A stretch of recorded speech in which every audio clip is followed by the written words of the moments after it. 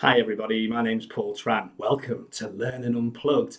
This is the place to go for acoustic music and acoustic learning. And by acoustic learning, we mean learning without any technology at all, other than the camera that's pointing at me right now.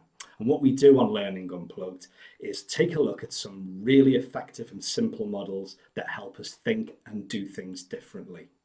So let's put this away. Now, today, we're going to take a look at our voice. And when you see that word, that's the first thing you think of, isn't it? Your voice. It will be from now on. What we're going to look at today are 7 elements that make your voice even better. And we're going to go through them one by one, starting with the first P. The first P is projection.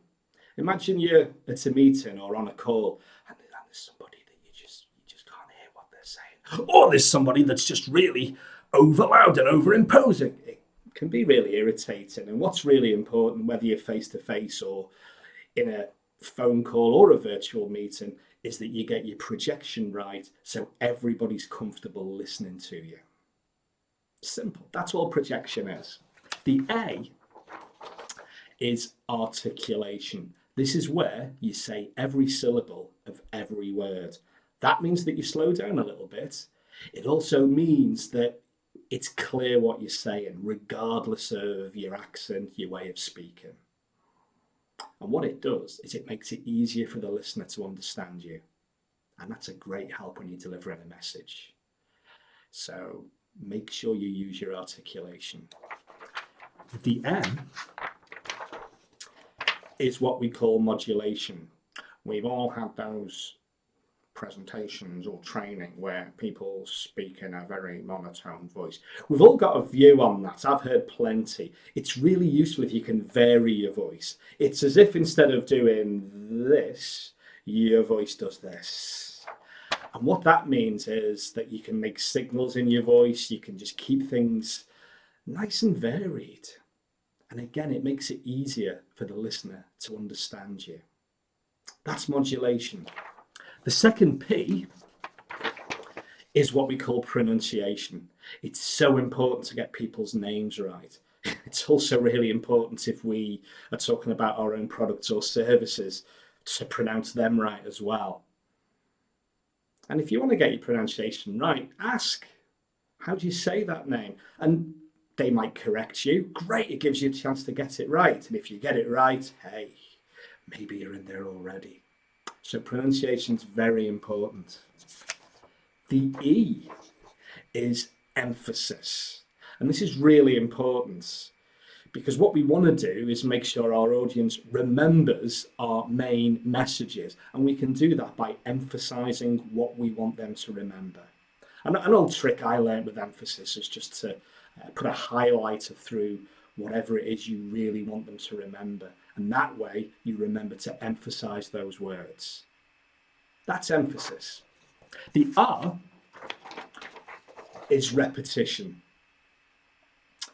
And sometimes when you're trying to get your point across, your audience, the other people in the conversation, they may not get it first time. They may part get it second time. Usually the third time they get it. There's a lovely linguistic trick called the power of 3. And usually 3 times is enough to make sure everybody gets your message and knows exactly what you want them to do with whatever it is you're giving them. And the 7th element is speed. Now, sometimes we speak up when we're nervous, and that's just the way some of us are. We really need to control our speed. Generally, what happens is we can speed up to get people's attention.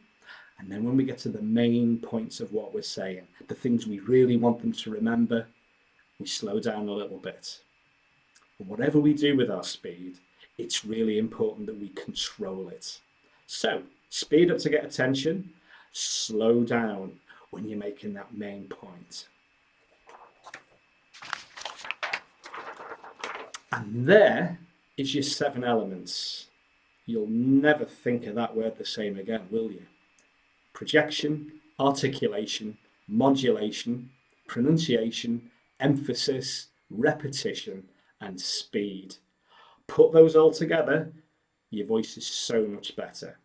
Now, on Learning Unplugged, there isn't really any homework, but if there was, I'd suggest that you pick one of those 7 elements, the one that you think would help you and help your voice be even better, and practice it for the next couple of weeks.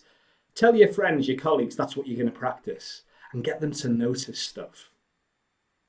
And that's it. Your voice is free, it's readily available. Why don't we just make the most of it? So, that's Learning Unplugged for this week. Thanks for listening. And if you've got any requests for any future topics or any music that you'd like me to play, pop them down there. Or if you've got any views on PAMPERS, let me know. See you soon.